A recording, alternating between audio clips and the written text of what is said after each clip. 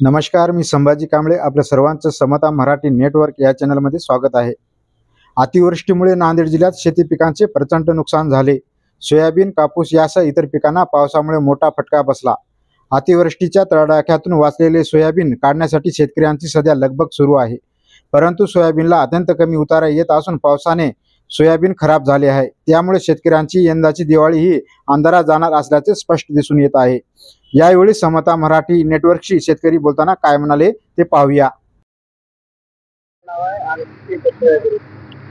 माझं नाव आहे परमेश्वर बागल. मी शहापूर येथील शेतकरी आहे. माझ्याकडे 3 बॅग सोयाबीन होतं.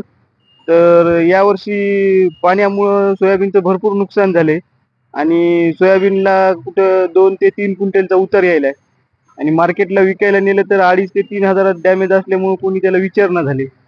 मग शेतकऱ्यांना दिवाळी साजरी करण्यास फार संकट आलेलं आहे यावेळेस आणि शासनाचे आणखी ते जे पैसे पडणार म्हणून सांगले होते, आणखी आम्हाला 1 रुपया पण पडला नाही. अशा प्रकारे सोयाबीनची अवस्था आहे बघा. हे सोयाबीन वाढलं होतं, याला 4-4 शेंगा आहेत, ते बी पण पाण्यानं काळ्या पडल्या. त्याच्यामुळं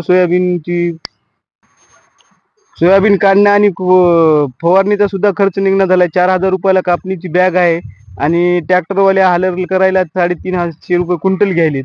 त्याच्यामुळं सोयाबीन व्हायले 2 ते 3 क्विंटल. ते न खळं केलेलंच परवडतंय असं शेतकरी इतका हवालदिल झालेला आहे.